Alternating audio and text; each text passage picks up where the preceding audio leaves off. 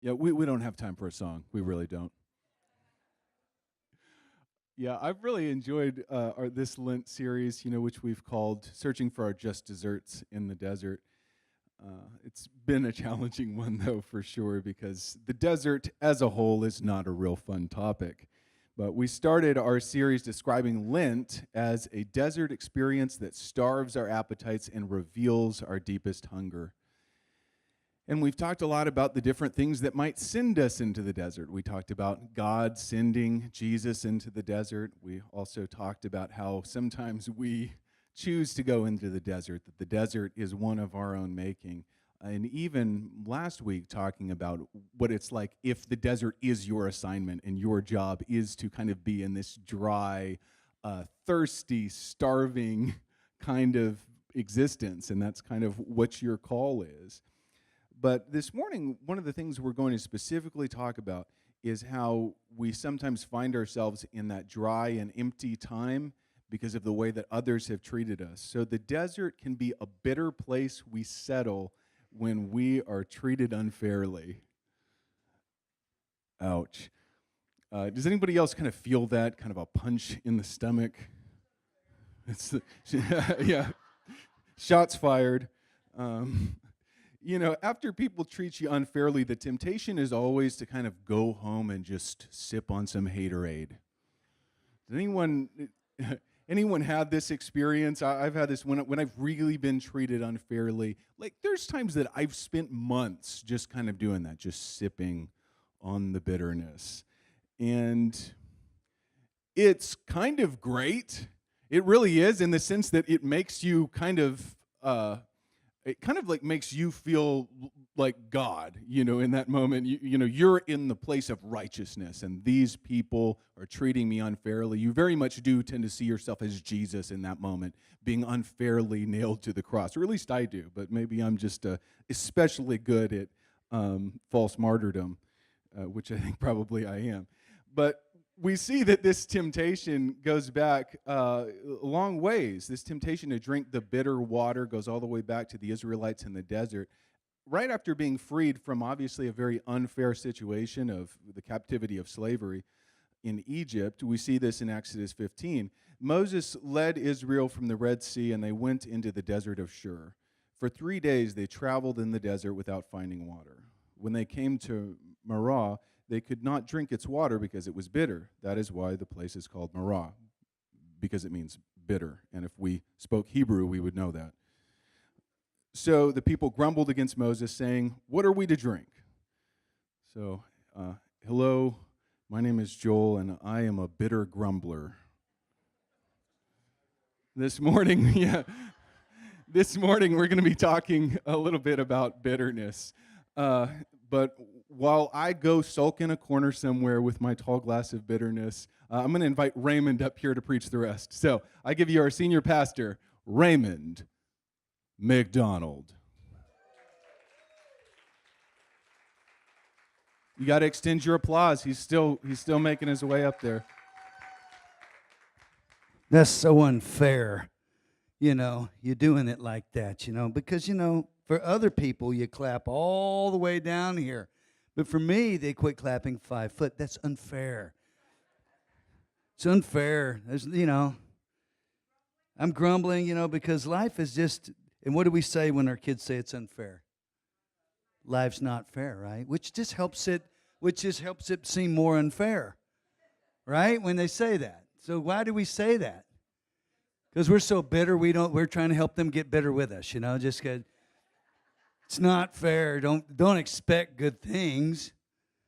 Jesus is there. That should be enough, kind of that way we go at it. Well, guys, the truth is, this unfair desert, as you would call it, is that place, as Joel just told you, that we seem to settle in. And during Lent, when we're looking for that desert experience, we're wrapping that up, you may be going through some experiences that feel like desert, and you go, why am I in this kind of desert area? And sometimes it's not something that just was done yesterday.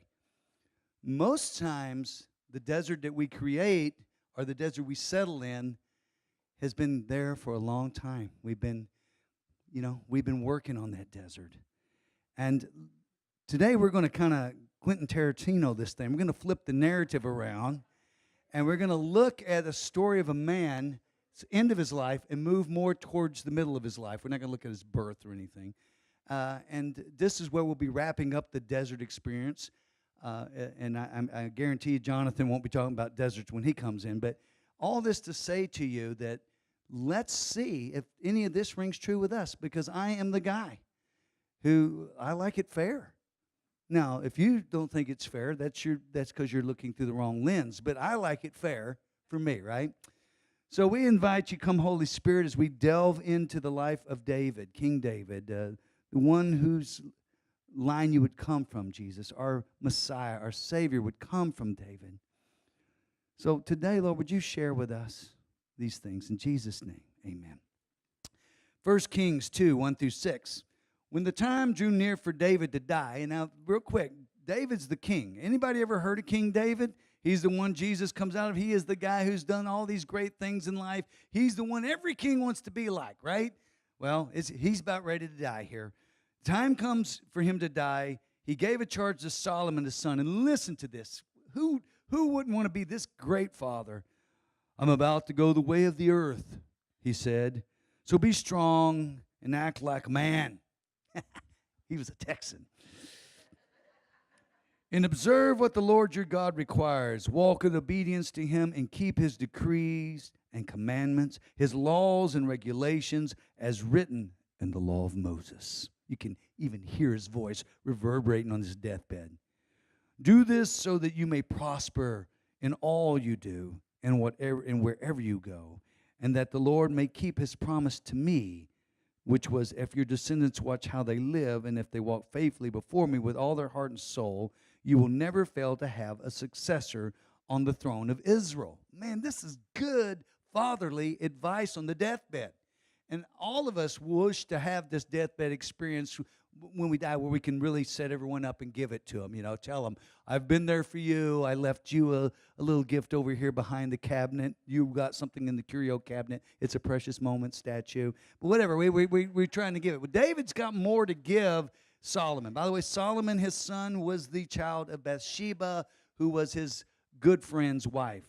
So he did have an affair with Bathsheba, but he made it okay because he went ahead and killed his good friend so that now she was a widow and he could marry her. So he handled it quietly. The point is, this isn't pretty, right? But Solomon has chosen to be. In some sense, he felt he owed it to Bathsheba after screwing her life up to say, your son will be the king. And so Solomon, even after one of his brothers jumped up there to be Adonijah, said he was going to be king, David stepped up and said, no, Solomon will be the king. And so David is now giving that great advice to his son. He goes on and says this here. Now you yourself know what Joab, son of Zeruiah, did to me, what he did to the two commanders of Israel's armies, Abner, son of Ner, and Amasa, son of Jether. He killed them, shedding their blood in peacetime as if in battle. And with that blood he stained the belt around his waist and the sandals on his feet. Deal with him according to your wisdom, but do not let his gray head go down to the grave in peace, which means kill him, right?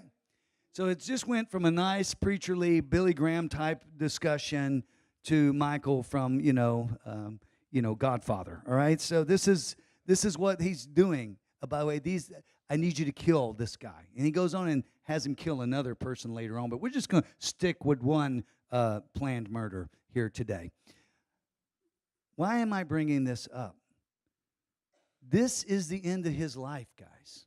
This is what everything in his life has stood for. He has walked in the ways of God. He's a man after God's own heart, is the way he's described. And yet on his deathbed, he turns to his son and says, I need you to kill the sons of Zeruiah here. He says it right here. Joab, son of Zeruiah. Zeruiah, by the way, is not a man. Some of you thought that was a man's name. It is a woman's name. It is actually his sister. It's his nephew. Go kill my nephew. Go kill your cousin, basically. And why? Because he killed two leaders These two leaders were leaders that David loved. But in war, you understand, in David's house, there was always a war going on. Matter of fact, the first one we see here with Abner. Abner would end up, when David had fled from Saul, who was the king at the time, ends up becoming the general of Saul's army. And so when he was fighting against Saul, and we'll be talking about that in a minute, Abner and he were in battle. But Abner would eventually fall in war because he was killed by Joab after David had said to Abner in a private meeting, Abner, we're at peace. We're cool now. You go on home. Everything's fine. Joab, his commander, his nephew, ran into him and tricked him and killed him. Was very disloyal to him. What I want you to see here today is that the unfair desert leads to a legacy of bitterness. That's the main thing I want to say. There's a legacy of bitterness that we leave behind when we live in the unfair desert.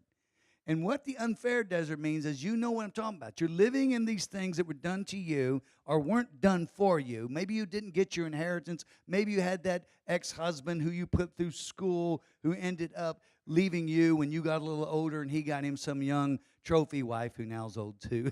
Don't you love that? But the issue is bitterness sets in. And bitterness has been defined as undealt with pain. When pain doesn't get dealt with, when we super Christian it up and go, you know what? I'm just going to forgive them. And you don't deal with that, you just get mad all the time. This kind of thing's going on. David, by the way, has had Joab as the commander of his army, his entire ministry, his entire kingdom ministry, as you will. He tried to replace him a couple of times, and each time he tried, such as with Amasa. Amasa was different. Joab called Amasa to him after he found out that David was trying to make him the commander. He said, come here. And when he come up, he grabbed him by the beard and then thrust his knife into him. For those of you who have beards, remember that little trick if you're ever hanging out with your friends. Joab was a murdering fool. Joab, when he went out to help David fight against David's own son, Absalom, giving you that story. Absalom was David's son, and he loved him. He was so good looking. All the women loved Absalom. One day, he went to war against David, and when he did, well, David said, please do not kill, whatever you do, don't kill my son. They found Absalom one day hanging from the trees with his long hair because he was running from them on a donkey, and he caught up in the trees, and he was just hanging there like that. For you men with long hair, remember that one. That is why we don't believe in long hair as Christians. To go with the same reason why we don't dance. Because John the Baptist was beheaded. All right. So, during the dance program. All right. So, in this case here, he's hanging there, and Joab, who had been given the word to not kill the king's son, killed the king's son. He was always doing it wrong against David. Matter of fact, David even said after Absalom got killed, David went into mourning. And so all the men who had fought to set him free from Absalom and bring him back to his throne had to sneak into town and go, wow, this isn't a good day, it's a bad day.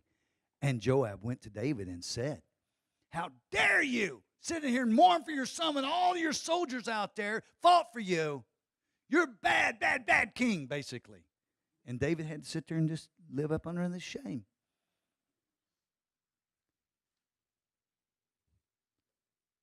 See to it that no one falls short of the grace of God, and that no bitter root grows up to cause trouble and defile many. You see, David has become bitter over Joab. He never dealt with him on his deathbed. He is now asking his son to kill him. He has just taken something that was in him and handed it to his son. You get my point? Parents, the bitterness we have, we pass it on. Pastors, the bitterness you have, you pass it on. Teachers, leaders, aunts, uncles, it doesn't matter. When you have undealt with bitterness inside, undealt with issues, you will pass it on. And it just grows and it grows and it grows. Let's move forward. Are you with me today? First thing you heard was that the Desert, sometimes we settle in the desert because of unfairness. As I recall, you got it from Joel. But I'm saying now, the unfair desert leads to legacy of bitterness. So how did David get there? How did this old man laying on his bed, the last thing he wants to say is go kill a man? How did he get to here? Well, let's start backing up down his story and look at it. Let's see what's happening. Why are we talking about Abner? Why are we talking about all these things? Abner, again, who was King Saul's cousin and the commander of Saul's army. We just said that. Let's move forward. 2 Samuel 3:20. When Abner, who had 20 men with him, came to David at Hebron, which, by the way, David's at Hebron. It's a lot of narrative here, guys. I got to help you with. David's at Hebron because he's been told he's going to be the king after he kills Goliath, right? Actually, before he kills Goliath, as a kid, he was told by Samuel he would be the anointed king. He goes and he kills Goliath, and he ends up living in King Saul's court as a worship leader. Very tough gig with spears being thrown at you, but that's what's going on.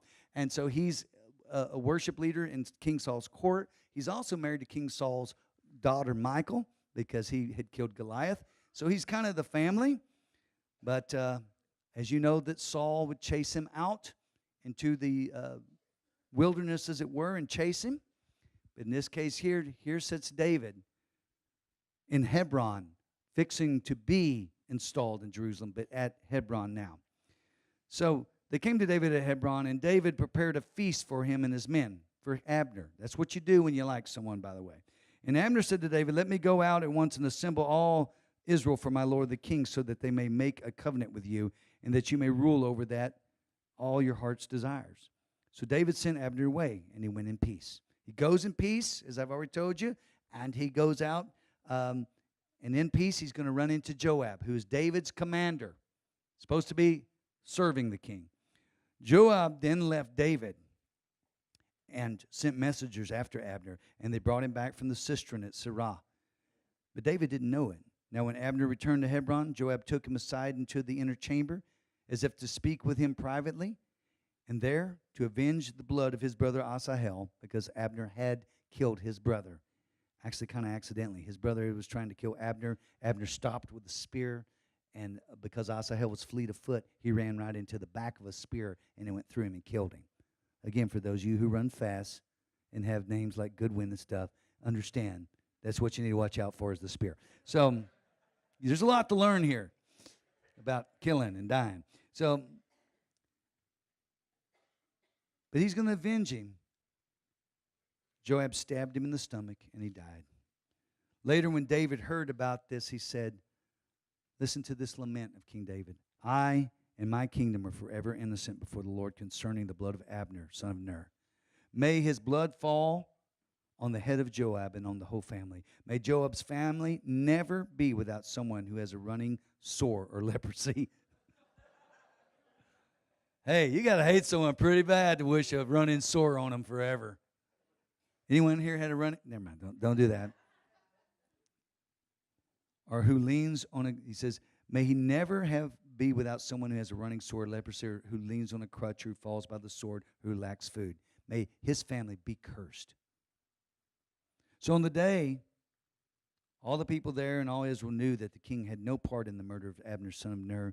And the king said to his men, do you not realize that a commander and a great man has fallen in Israel this day? And today, though I am the anointed king, I am weak, and those sons of Zeruiah are too strong for me. May the Lord repay the evildoer according to his evil deeds. You hear this? This is years before he would die and ask his son to deal with this. So as we look at these kind of things, understand that the unfair desert is filled with betrayal and jealousy. Now, as you look back in your life and you're dealing with the desert experiences that are unfair, understand that we don't want to get you to the deathbed where you're passing on your bitterness. You understand that? We all want to get to that place where we're not. And we realize on the deathbed, when you're filled with anger and all your life you're filled with something, it started long before, long down the road. And there comes a time to deal with things, not on your deathbed by getting your son to kill all your enemies, but basically earlier. Don't you think David could have realized when he stood in front of all these people that he hated Joab? He wished running sores on his life, for crying out loud. Why am I saying this? Because some of you are in a place where you have been hurt and unfair things have been done, and you think it's just, hey, look, as Joel said earlier, it feels so righteous when someone does you wrong. I'm right. They did me wrong, and you feel okay, but you're left with the betrayal, and the sin is on you because you now are filled with bitterness. Sin is a missing the mark. You're filled with something that God can't bless. You're filled with a spiritual tumor that just sits there and rots away your life.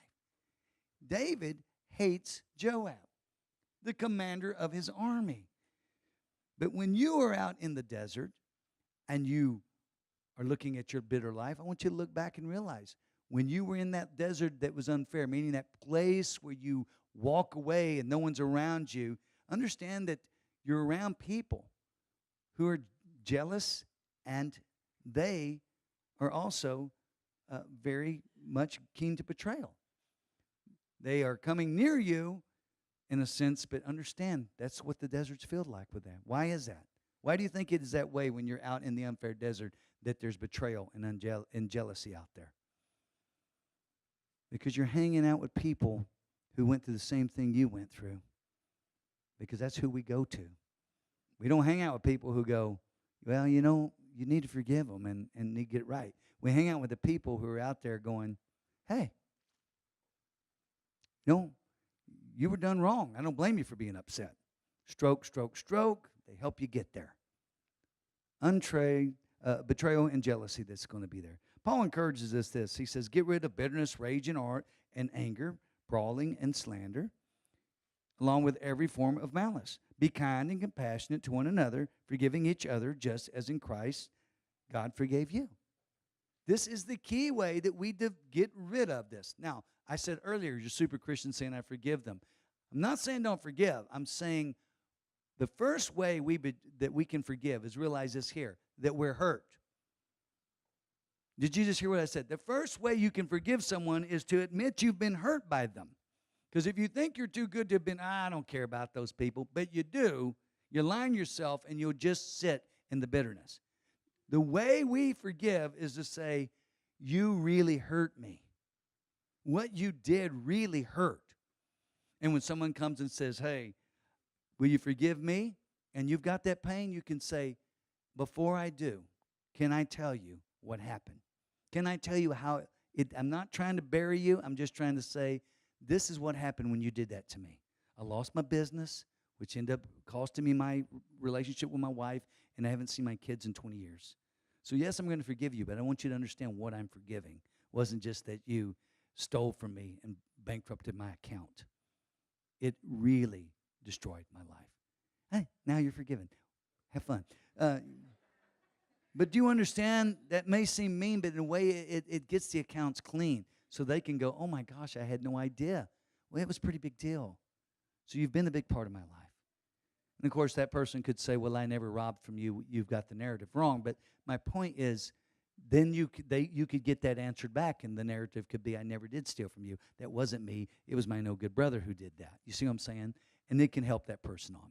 Now let's move forward as you understand that the unfair desert that you're hanging out in isn't safe because it's filled with betrayal and jealousy. The people who are supposed to be serving you often are the ones who are going to betray you because you are attracting the same kind of people you are. That's what goes on. Let's see what's going on.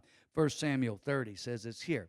As we rewind and look at David here in the desert, he's led a group of men, and he's following them. One day he returns to the desert. They're out there. Understand, these are the people long before this series. They're out in the desert, and they're raiding. They go out raiding, you understand, which isn't good. But he would go raiding villages that weren't Jewish or weren't of Israel. And one day he comes back to his town, Ziklag. What a name of a town, huh? And he comes back to Ziklag, and guess what? All the women and children are gone, and everything's been raided. Let's go ahead and look at this. David and his men reached Ziklag on the third day, and the Amalekites had raided the Negev and Ziklag, which Negev means the southern part. They had attacked Ziklag and burned it, and had taken captive the women and everyone else in it, both young and old. They killed none of them, but carried them off as they went on their way. When David and his men reached Ziklag, they found it destroyed by fire, and their wives and sons and daughters taken captive. If you didn't get it the first time, the narrative gives it to you 3 times. The women and children are gone. The town is burned. These people aren't living in Israel. Why? Because they followed David to the desert, because David has been run out in the unfair desert where he's being treated unfair by King Saul. King Saul's blaming him for things he didn't do. He loves King Saul. Remember that. But he's out here in the unfair desert, and he's getting surrounded by people who are betrayers and people like that, as he will see. But this is the first thing that happens. All these guys come with him, and he's leading them around, and they come back and find that their village is burned. And this is what it says. David and his men wept aloud until they had no strength left to weep. David's 2 wives had been captured, Ahinoam, Jezreel, and Abigail, the widow of Nabal at Carmel, who was a rich man who David didn't like, so he killed him and took his wife. David was greatly distressed because the men were talking of stoning him. Each one was bitter in spirit because of his sons and daughters. Capture that? Each one of them come back and say, they love David. Oh, we love him. He's going to be the new king, man. What happened to her? What happened to my wife? We're going to stone you, brother. You see how quick that happens?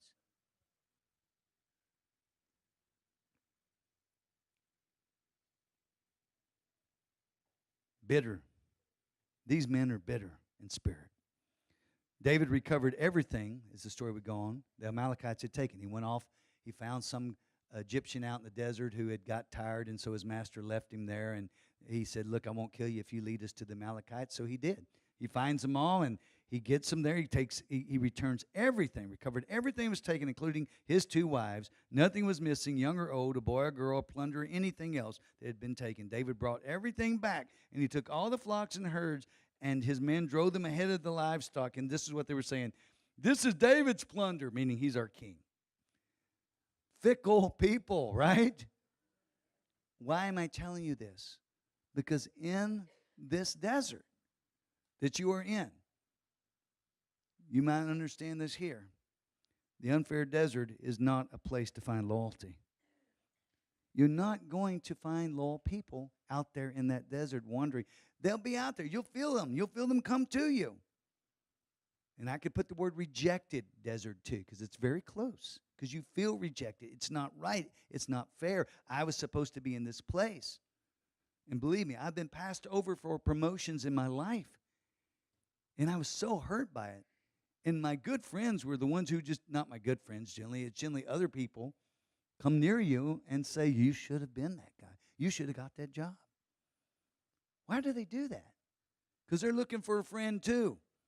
And it's a good time to become your friend. But that's not loyal friends. I've been here, right here, and had people come down the first day they ever been in church and said, I got a word for you, brother. People are going to betray you in this church. Your friends, they're leaders. You're leaders.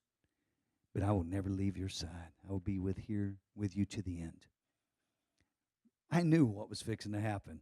It wouldn't be long before that person was undermining me every way they could, because they don't understand loyalty. They get jealous quickly, and they get enraged. That's what happens when we live in the unfair desert and we're around unfair people, when we don't deal with the issues that are there. This is what we're attracting. This is what it comes. Flies will come to what stinks. That's the way it works. Are you with me today? Or is the backwards thing screwing with you? Trying to get you how you become the bitter man at the end of your life who is a king, whose lineage would be the Messiah, Jesus Christ. But this one guy and his brothers, his nephews. This is what Proverbs says.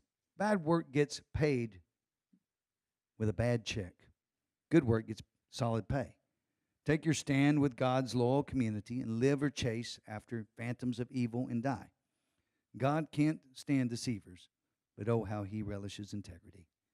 For our own self, we understand this here. You also can be the person out in that desert, when you're in the unfair desert, running up to someone and understand you're not going to be able to be loyal. How can you be loyal when you don't know what loyalty is? It's not the way it works. Let's read a little bit further.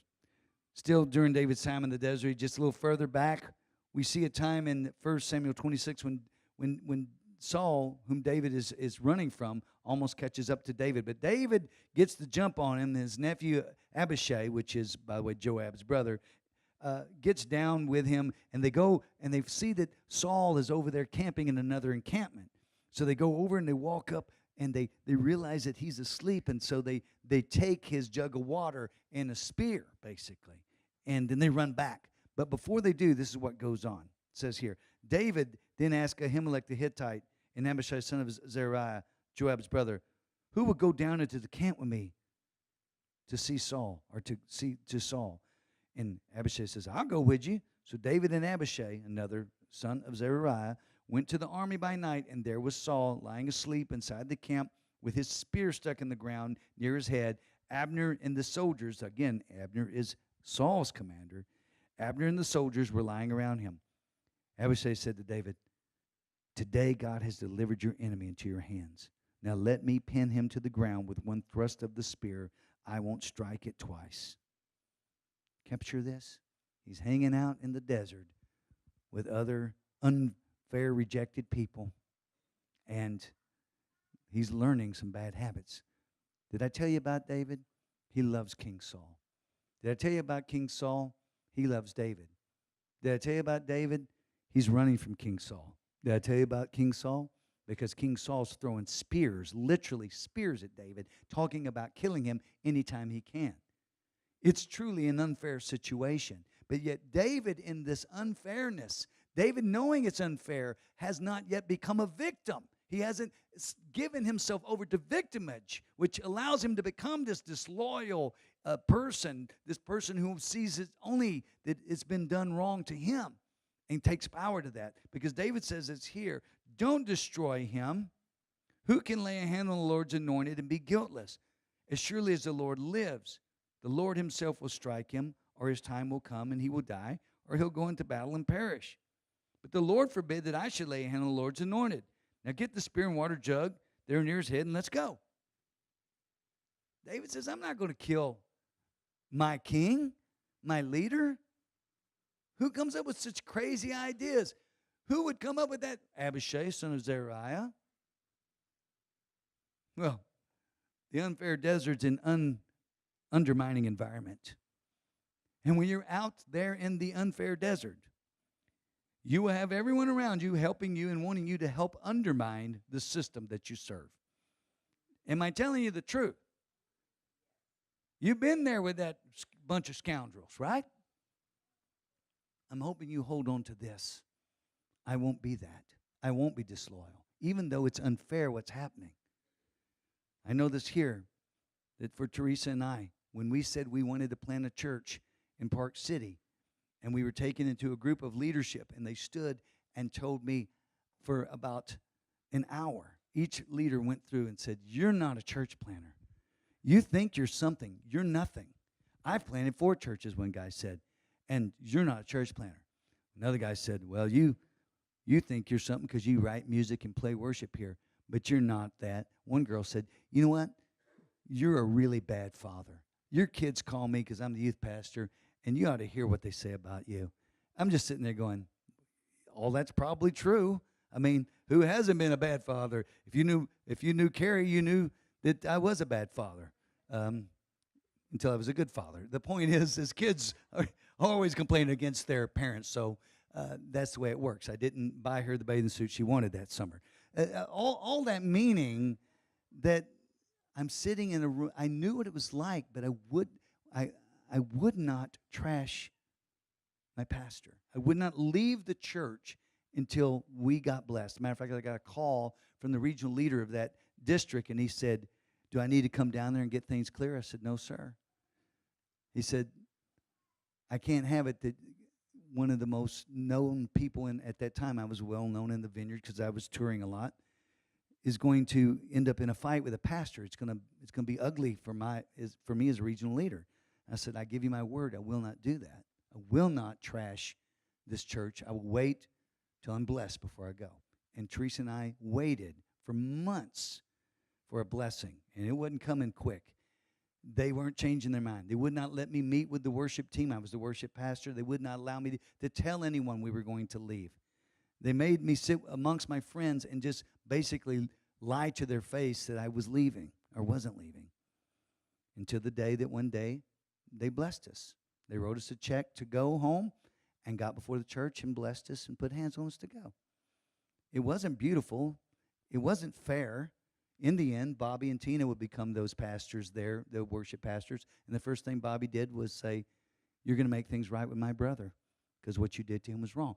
God handled it the way God wanted to handle it. It demonstrated Bobby and Tina's leadership, and it allowed Teresa and I just to walk out of there and to show love and not destroy everything. I'm not going to destroy stuff because I was done wrong. Does that make sense? Now, why am I saying that? Because I'm fixing to treat all you wrong and I expect you to do right by me. No, it's not what I'm saying. I'm saying be honest and discuss it, and I did with them. But they weren't in the place that they could see that us going and planting a church was a good God thing, right? I'm just saying today, don't live in the rejection and the pain. Don't do that. When your kid looks at you and says, and they're 4 years old, and says they hate you, do you go to your bedroom and roll up on the bed and suck your thumb? No, you go, you don't hate me. You're just mad because I didn't give you candy, right? You understand your position, and you understand a child is trying to deal with emotions and doesn't understand what that even means. So it is in the world. So it is in the world, even with adults. It's an undermining environment, and Psalm 68 says this here, the rebellious live in a sun-scorched land.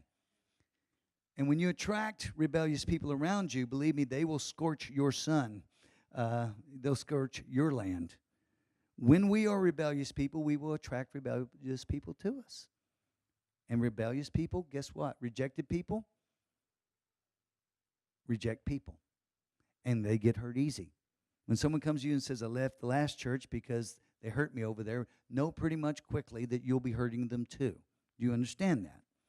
I left the last, they were my best friend. Rick Valley, that was my best friend, but you know what? They just quit calling me and they hated me, and you wouldn't do that. You're like, oh my gosh, I hope I don't get sick or something and forget to call, right? Because we know that, and by the way, I've been that person so I can speak with definition on this. I've been the most rejected guy in the world, and when you become a leader and you're rejected, you just give it to everyone else behind you. You can't do that. Lay it down. All this started, this is the day it could have changed. The day that David decided that it was time to flee. And the question could be asked, should David have fled from Saul? He did beat Goliath, right? He did get sworn that he would be the king by the prophet. He could at one point said, I think God's doing something here, I can stay. But he did flee, and he fled for good reason, I will say. But David left Gath, and he escaped to the cave of Adullam. When his brothers and his father's household heard about it, they went down to him there. Those are the nephews that came in the package. By the way, I have a nephew here today. A couple of nephews here, as a matter of fact. But one of them, Josh, back in the back. Please never try to kill my generals. Thank you. And those who were in distress or in debt or discontented gathered around him, and he became their commander. About 400 men were with him. Did you just read that list, Gordon? All the good folks. All the quality folks. I would probably fit on that list in more ways than one. I'm just saying that when we flee, there's a tendency for us to connect with that group well. When we're sent, some things are different. And that's one of the reasons why Teresa and I waited for that blessing so long, was because even though it didn't come with money or much, it was just a way of us knowing that we were walking in right standing with God. And believe me, they weren't saying good things about me. They weren't saying good things at all. But we waited to do things in a way that would allow us to not walk out in unfair desert. We could have told everyone, they did us so wrong. And we did tell some folks. I'm telling you right now, aren't I? So there you go. But I want to tell you this. It was healed, and I thank Bobby for that. It takes a brother to step in. Another time, I would, and by the way, the unfair desert attracts others mired in bitterness to our cause. And when I went through it with a good friend in music, he and I had a great ministry together. We traveled around the world, having a wonderful time. At one point, I said, man, you need a better band. And I got Bobby and Kevin, our drummer, to go, and that was the band. So it was wonderful. But me and that leader of the band had a falling out. And it was over finances and money. And I'll never forget a pastor who called me from Bakersfield, California, and said, I'm hearing out there that the two of you are having a fight. I said, well, I ain't having a fight. He's just, I get it. He needs more money. He's just doing me wrong. It didn't take long that the pastor knew I was bitter, right? And he said, you know what, as much as I know you guys are a great band, I can't have you here on my stage putting that stuff into my church. Wise man. I remember being so bitter with him. I remember being in Switzerland on tour with him, and Bobby was there. And I was so angry, so mad. And Bobby walked up to me and said, I know what he did to you. And by the way, he's talking about you too. But you're my brother, and you're a better man than this. You're bitter, and you need to confess it, and you need to forgive him. And I responded to Bobby, you have no idea what he's done to me. May the Lord strike him with sores, runny sores. My point is that it took a real brother to step in and chance that breaking of our relationship and say, I'm not one of those people who's coming to your cause. I'm not one of those bitter people coming to your cause. You can get mad at me because I'm not here to tell you what's right or wrong. I'm here to tell you that the bitterness is wrong and you got to get it out of you. And me and that guy now are best friends, and we love each other like brothers again. We were best friends.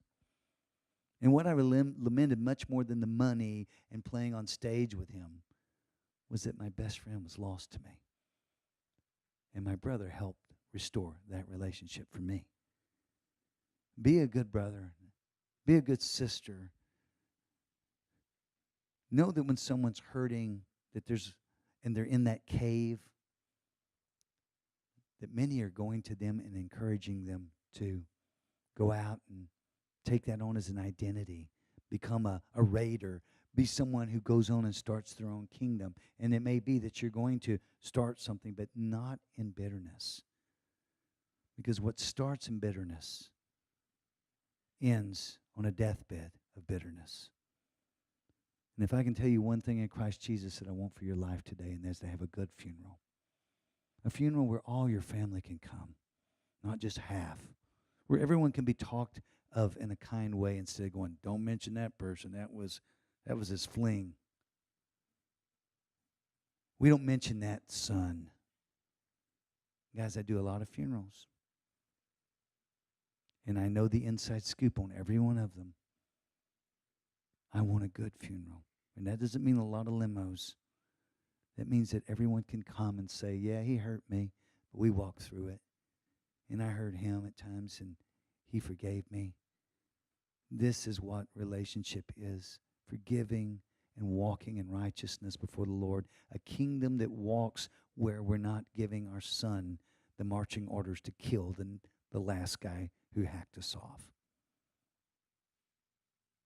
That we can help our family forgive and move forward. That we can be people who live in a kingdom that isn't in the desert of unfairness.